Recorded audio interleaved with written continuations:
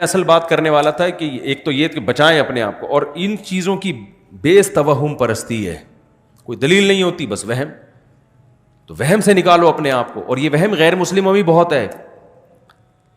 کسی نے کہیں چھوڑ دیا کہ بھئی 13 کا عدد منحوس ہوتا ہے.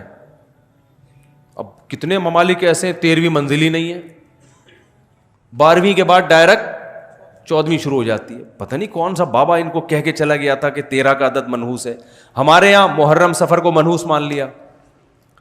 ہم چیخ چیخ کے تھک گئے، بھائی کوئی مہینہ اسلام میں منحوس نہیں ہے، لیکن نہیں کریں گے شادی بیاہ لوگ اس میں. اور جب ان کو کہا جائے نا میں کرو نکاح محرم میں سفر میں، تو کہتے ہیں کوئی فرض ہے کیا، ہم ربیع الاول میں کیوں نہیں کر لیں؟ بھائی فرض واجب تو نہ ربیع الاول میں، نہ سفر میں، نہ محرم میں، نہ رمضان میں.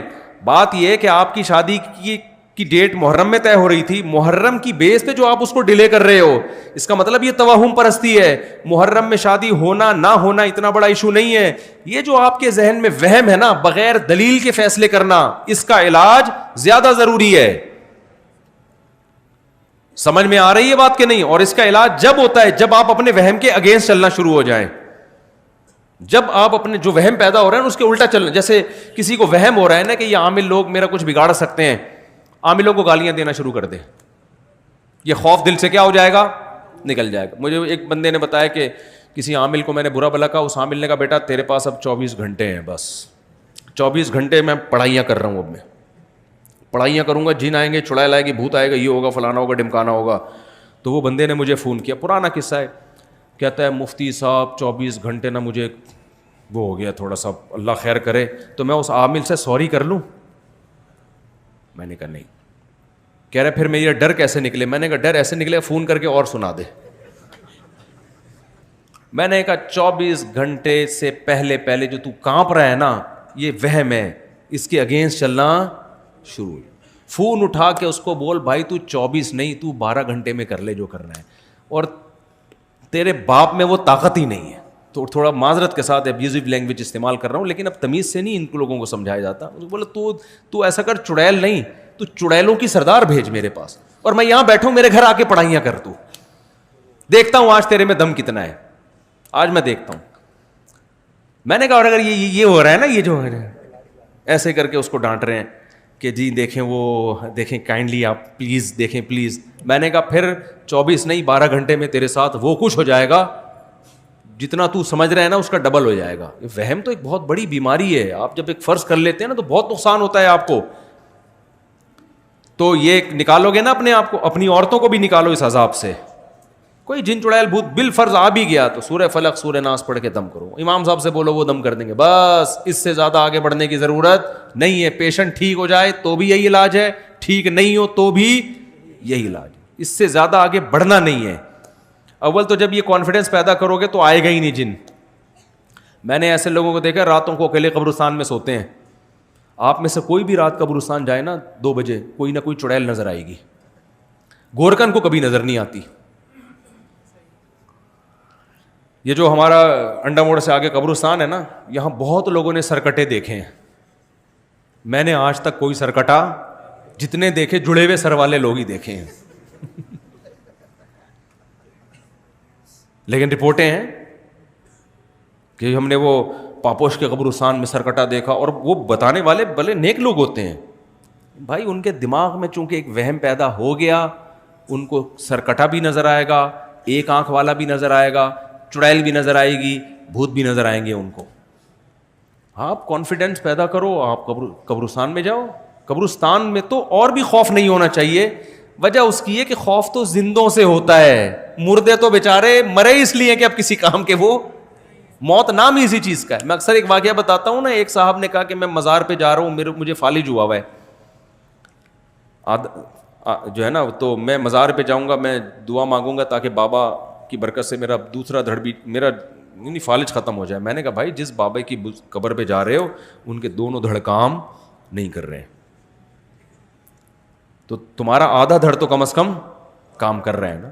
تو جس کے دونوں دھڑ کام نہ کر رہے ہوں وہ اس کا دھڑ کیسے صحیح کر سکتا ہے جس کا ایک دھڑ کام نہ کر رہا ہو. ان کو تو اگر کر رہے ہوتے تو وہ اپنا دھڑ پہلے صحیح کرتے نا.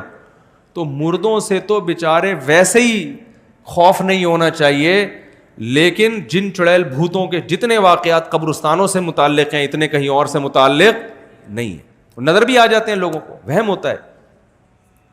تو اس لیے اپنے آپ کو نا ریئلٹی کی دنیا, گھر میں چوری ہو رہی ہے, چور کا پتہ نہیں چل رہا, جن پہ مت ڈالو. بہت کیس میں نے ایسے پکڑوائے ہیں, لوگ کہہ رہے یار کوئی بھی چوری نہیں کر رہا, پتہ نہیں لاک کہاں سے کھل جاتا ہے. میں نے کہا اندر ہی کا چور ہے. کہہ رہے نہیں ہمارے گھر میں. میں نے کہا بھائی ہو نہیں سکتا. میں نے کہا خفیہ کیمرہ لگا دو کہیں سے.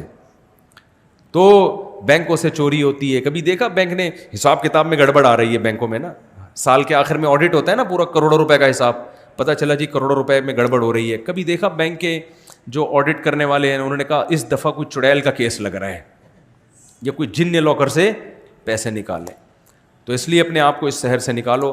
خیر میں لقمان علیہ السلام کی بات کر رہا تھا, تو پہلی بات اپنے بچوں کو بھی جن چڑیل بھوت کے بارے میں مضبوط کر دو. ماں باپ الٹا جنات سے بچوں کو ڈرا رہے ہوتے ہیں. آپ کو پتہ ہے ایک نفسیاتی ڈاکٹر نے بتایا کہ جتنی نفسیاتی بیماریاں ہیں نا ان کی بنیاد بچپن میں ماں باپ نے رکھی ہوتی ہے. اکثر یہ بچپن کی بیماریاں ہوتی ہیں جو بڑے ہو کر نکل رہی ہوتی ہیں. ماں باپ نے ان کے لاشعور میں جن ڈال دیا, چڑیل ڈال دی, بھوت ڈال دیا.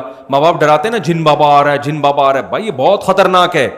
بچوں کو ایسے کارٹون دکھا رہے ہیں جن میں جن چڑیل بھوت دکھائی جا رہی ہیں. بچے بہت ڈر جاتے ہیں اس سے اور ان کے لاشعور میں خوف پیدا ہوتا ہے.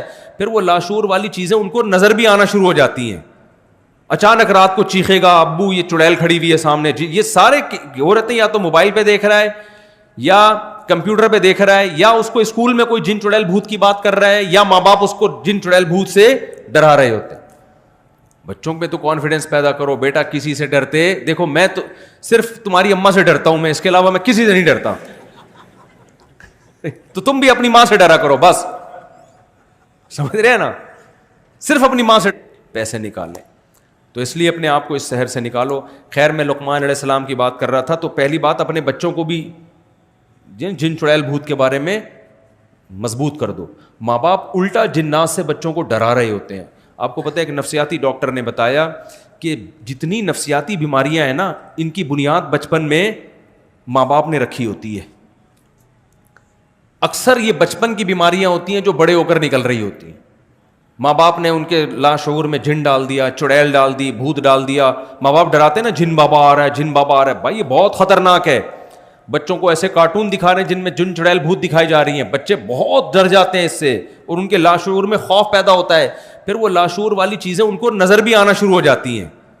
اچانک رات کو چیخے گا ابو یہ چڑیل کھڑی ہوئی ہے سامنے. جی یہ سارے ہو رہتے ہیں یا تو موبائل پہ دیکھ رہا ہے یا کمپیوٹر پہ دیکھ رہا ہے یا اس کو اسکول میں کوئی جن چڑیل بھوت کی بات کر رہا ہے یا ماں باپ اس کو جن چڑیل بھوت سے ڈرا رہے ہوتے ہیں.